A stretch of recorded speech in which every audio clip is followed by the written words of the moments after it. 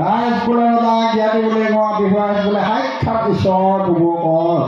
আৰু আপোনাৰ বোলে আমাৰ নতুন বছৰত বোলে ঘণ্টা ঘণ্টা পুৰণীয়া গতিকে আমাৰ ঘৰত আহি প্ৰথমে আহি পৰিছে তোমাৰ সেই পূৰ্বকৰ আপোনালোকে কি দিন সন্তুষ্ট কৰিম পূৰ্বকৰ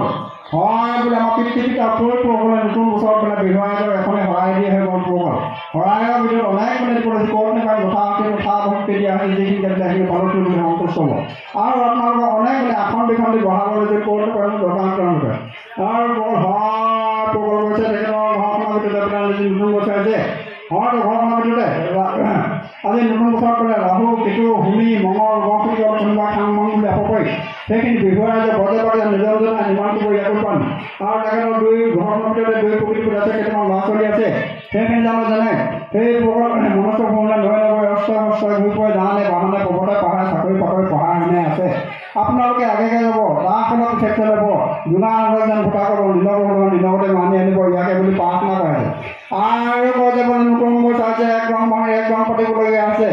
গুৰুৱে মহে খেতিয়ে বাতি এনেখিনি পিয়াপিষ্ট হ'ব কোনো পিয়াপিষ্ট নোহোৱাকৈ নিজৰ ঠাই নিৰ্মাণ কৰিব ইয়াকে বুলি প্ৰাৰ্থনা